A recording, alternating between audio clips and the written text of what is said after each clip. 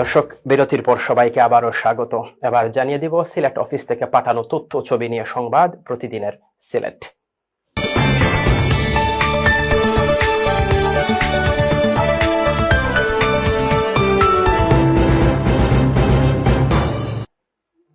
জানুয়ারি বিএনপির চেয়ারম্যান তারেক রহমানের সিলেট নির্বাচনী প্রচারণার আগমনকে সামনে রেখে হবিগঞ্জে নির্বাচনী জনসভাস্থল শায়েস্তাগঞ্জ উপজেলা পরিষদের মাঠ পরিদর্শন করেছেন দলের সাংগঠনিক সম্পাদক ও হবিগঞ্জ ৩ আসনের এমপি প্রার্থী জি.কে. গৌস।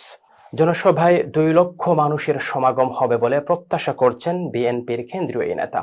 সহকর্মী কামরুল হাসান জানান, রোববার সকাল 11:30 থেকে দুপুর 1টা পর্যন্ত জনসভাস্থল মাঠ পরিদর্শন করে মঞ্চ তৈরির প্রস্তুতি নেওয়া হয়। এ সময় জেলা, উপজেলা, পৌর বিএনপি সহ অঙ্গ সংগঠনের শত শত নেতাকর্মী ছাড়াও উলামা দল, জমিয়তে উলামা ইসলাম সহ বিএনপির অন্যান্য শরিকদের নেতৃবৃন্দ উপস্থিত ছিলেন।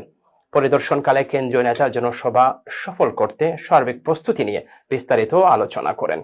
এ সময় মঞ্চ নির্মাণ, সাংবাদিক গ্যালারি, জনসমাগম নিয়ন্ত্রণ ও শৃঙ্খলা রক্ষা সহ বিভিন্ন বিষয় পর্যালোচনা করা হয়।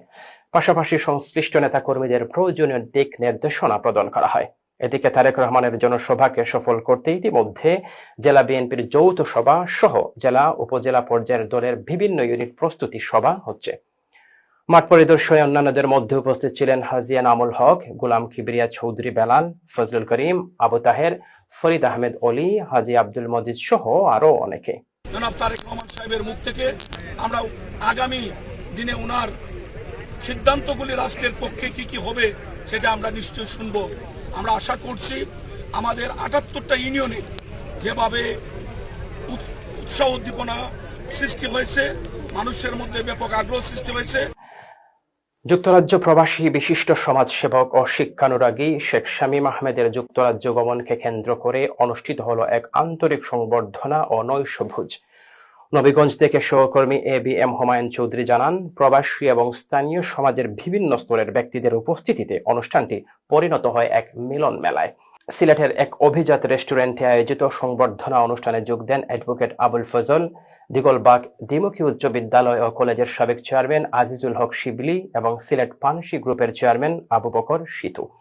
এছাড়াও গ্রেটার লন্ডন ওয়েলফেয়ার এডুকেশন ট্রাস্টের সেক্রেটারি ও যুক্তরাজ্য প্রবাসী মোহাম্মদ তুহিন চৌধুরী, ট্রাস্টের জয়েন্ট ট্রেজারার মোহাম্মদ সেলুমিয়া চৌধুরী, যুক্তরাজ্য প্রবাসী মোহাম্মদ জুয়েল আহমেদ চৌধুরী, সাউথ আফ্রিকা প্রবাসী মোহাম্মদ বকুল আহমেদ সহ অন্যান্য অতিথিরা অংশ নেন। অনুষ্ঠানে উপস্থিত ছিলেন ওয়েডিং জোন ইভেন্ট ম্যানেজমেন্টের পরিচালক মোহাম্মদ মনির হোসেন, বিশিষ্ট সমাজসেবক মোহাম্মদ বেলাল আহমেদ, হাজী মোহাম্মদ ধোলামিয়া, শেখ কবির আহমেদ, শেখ সাব্বির আহমেদ সহ আরো অনেকে। বক্তারা বলেন, প্রবাসী থেকেও শেখ শামীম আহমেদ এলাকার শিক্ষা, সমাজসেবা ও মানবিক উন্নয়নে গুরুত্বপূর্ণ অবদান রাখার জন্য ধন্যবাদ জানান। ভবিষ্যতেও তার এই কর্মকাণ্ড অব্যাহত থাকবে বলে অতিথিরা আশাবাদ ব্যক্ত করেন। আজকের এই সন্ধ্যা আমরা এত সুন্দরভাবে উপভোগ করছি এবং এই সন্ধ্যায় যার আমন্ত্রণ আমরা অন্তর থেকে গ্রহণ করলাম, আমরা নবীগঞ্জের কৃতি মানুষ, দিগলবাগের অন্যতম প্রতিষ্ঠিত মানুষ, যার সহযোগিতা আমরা সবসময় মনে রাখি বা মনে রাখবো। উদাহরণ একটি দেওয়া লাগে, যে সেটা হচ্ছে ওর যে মানুষের প্রতি ভালোবাসা। আমি বাল্য জীবন থেকে দেখে আসছি, যে কোনো মানুষ বিপদে আপদে ও সাহায্যের হাত এগিয়ে আসে, ও সাহায্য করে। আমরা তাইনকে নিয়ে খুবই গর্বিত যে তাইন প্রবাসে থাকেও যে দেশে মানুষের জন্য যে চিন্তাভাবনা, যে দেশের মানুষের কিভাবে উপকার করা যায়। আমি নিজের চোখে দেখেছি এই বছর অনেক মেয়েরা পরীক্ষা দিতে পারে নাই, এসএসসি পরীক্ষার প্রস্তুতি নিতে পারে নাই, উনি সেই ব্যবস্থা করে দিয়েছেন। ওনাকে অনেক ছেলেদের পাশে দেখা যায় পরীক্ষা দিতে পারে না, বই কিনতে পারে না, তাদের পড়ালেখার জন্য উনি যথেষ্ট ব্যয় করে থাকেন।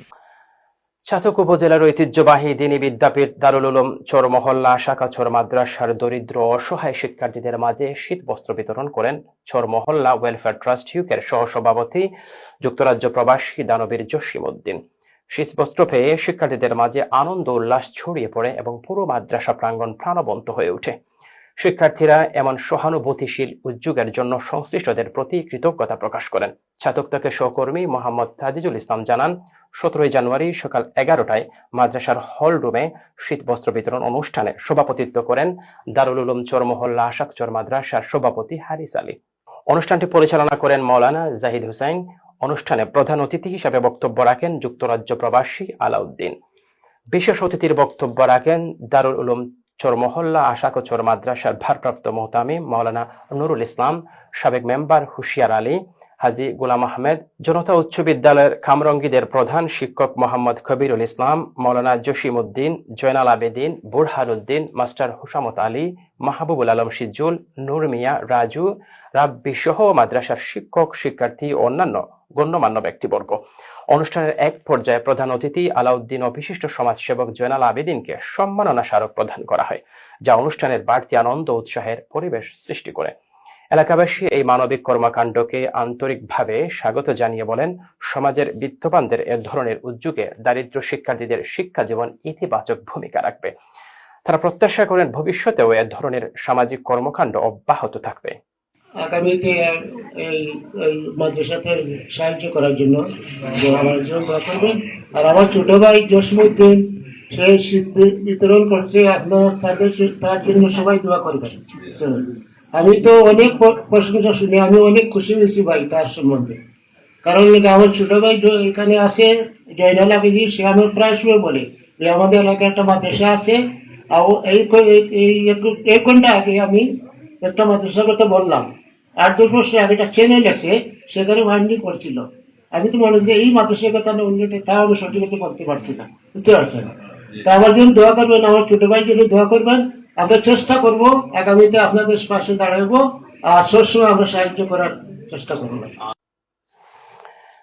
মৌলভীবাজারের একাঠুনা ইউনিয়নের শ্যামরার বাজার মাঠে বর্মান ইয়ং স্টার ক্লাবের আয়োজনে অত্যন্ত আনন্দ ঘন ও উৎসব মুখর পরিবেশে নকআউট নাইট কাবাডি প্রতিযোগিতার মেগা ফাইনাল সফলভাবে সম্পন্ন হয়েছে।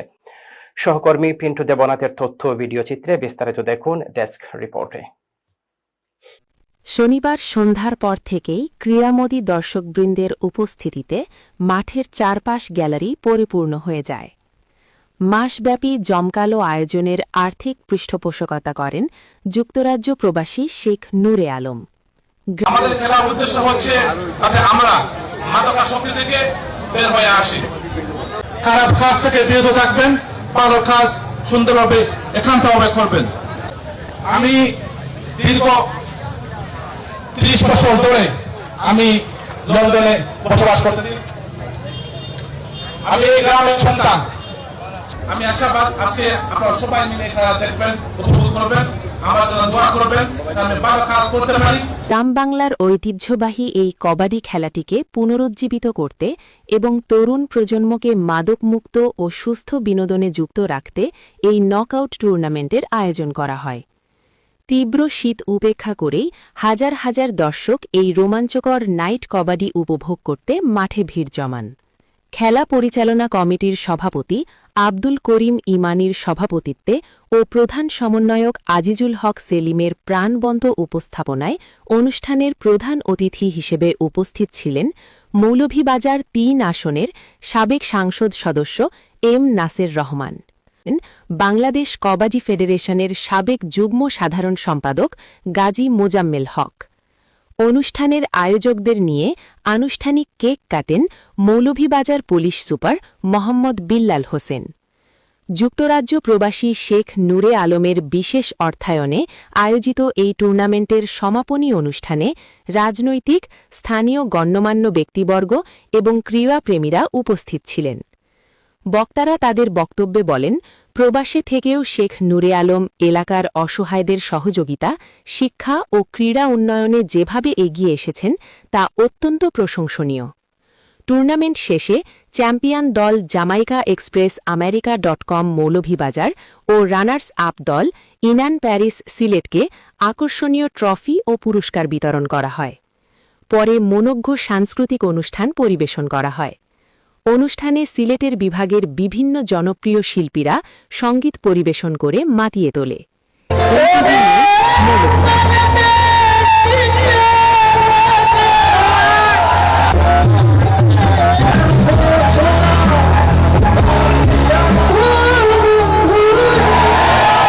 NTV news, Moulvibazar. সুনামগঞ্জের অতিরিক্ত জেলা প্রশাসক রাজস্ব সমর কুমার পাল বলেছেন, অভিভাবকদের সন্তানের প্রতি দায়িত্বশীল হতে হবে শিশুদের সঠিকভাবে গড়ে তুলতে পারলে পরিবার সমাজ উপকৃত হবে। তিনি সমাজের পিছিয়ে পড়া হতদরিদ্র শিশুদের শিক্ষা ও স্বাস্থ্যের মান উন্নয়নে বিভিন্ন সামাজিক ও এনজিও সংস্থা কাজ করে যাচ্ছে। তাদের পাশাপাশি সবাইকে সচেতন হওয়ার আহ্বান জানান। ওয়ার্ল্ড ভিশনের উদ্যোগে 3000 শিশুদের মাঝে শিক্ষা ও স্বাস্থ্য উপকরণ বিতরণ উপলক্ষে আলোচনা সভায় প্রধান অতিথির বক্তব্যে অতিরিক্ত জেলা প্রশাসক এসব কথা বলেন। সুনামগঞ্জ জেলা প্রতিনিধি মোহাম্মদ আব্দুল হাই জানান, রবিবার দুপুরে সুনামগঞ্জ এপি ওয়ার্ল্ড ভিশনের আয়োজনে শহীদ মুক্তিযোদ্ধা জগৎ জ্যোতি পাবলিক লাইব্রেরি মিলনায়তনে সমাজের পিছিয়ে পড়া হতদরিদ্র শিশুদের শিক্ষা ও স্বাস্থ্যের মান উন্নয়নে বিভিন্ন শিক্ষা ও স্বাস্থ্য উপকরণ বিতরণ করা হয়।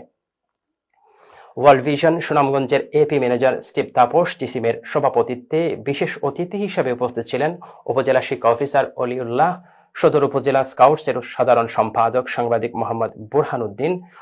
অনুষ্ঠানে ওয়ার্ল্ড ভিশন সুনামগঞ্জের senior programmer officer Uttam Kumar Chakraborty, Ashutosh Rema, Dipankar যাত্রা, স্পন্সরশিপ ও চাইল্ড প্রোটেকশন অফিসার পেট্রোশিয়া রিসিল, সুরমা শিশু ফোরামের সহসভাপতি সৈয়দা জেরিন সহ আরো অনেকে। সুনামগঞ্জের রাতে 10 থেকে 25 জনের মতো শিশু রাতে বিভিন্নভাবে প্লাস্টিক পোকা কি করছে কিনা এক আল্লাহ তার কেউ জানে না। আমি আশা করব সেই বিষয়ে একটু নজর দেওয়ার জন্য ওয়ার্ল্ড ভিশন এর ভালো স্বেচ্ছাসেবক ভলেন্টিয়ার টিম আছে, তাদেরকে যদি একটা তালিকা বানানো যায় কোন জায়গাতে আসছে, কি কাজ করতেছে, এই তাদের অবস্থান কি সেটা জানা গেলে এই এদেরকে যদি স্কুলে আনা যায় সুনামগঞ্জের শিশু সংক্রমণ হবে। আমি আবারও ওয়ার্ল্ড ভিশনকে ধন্যবাদ জানাই। ওয়ার্ল্ড ভিশন আস্তে আস্তে যাতে সুনামগঞ্জ জেলাতে এরকম একটি ভালো কাজ করতে পারে। দর্শক, সংবাদ শেষ করব, তার আগে আবারও জানিয়ে দিব সংবাদ শিরোনাম। আইনি যুদ্ধে প্রিন্স হ্যারি, তবে মেরামতের পথে পারিবারিক সম্পর্ক। নরফুকে নারী হত্যার সন্দেহে গ্রেপ্তার এক ব্যক্তি। এবং গণতান্ত্রিক বাংলাদেশ নির্মাণে ব্যর্থ হলে জুলাইয়ের মতো সুগাথা চলতেই থাকবে, মন্তব্য তারেক রহমানের।